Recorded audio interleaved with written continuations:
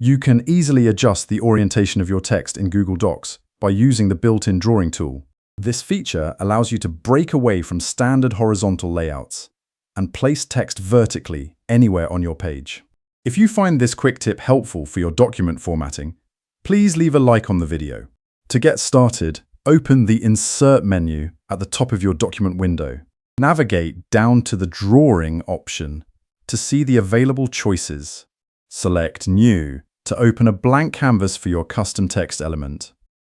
Once the drawing window appears, choose the text box tool from the toolbar. Click and drag your mouse across the canvas to define the size of your text area. Type the content you want to display inside that new box. Look for the small circular handle located at the top of your text box. Click and drag that handle to rotate the box clockwise. Continue turning it until the text is perfectly vertical at a 90-degree angle. Reposition the text box on the canvas if you need to center or shift it. When you are satisfied with the orientation, click the blue Save and Close button. Your vertical text is now placed directly into your document. You have successfully transformed your text direction using the drawing tool. Feel free to experiment with different angles or styles to suit your specific layout needs.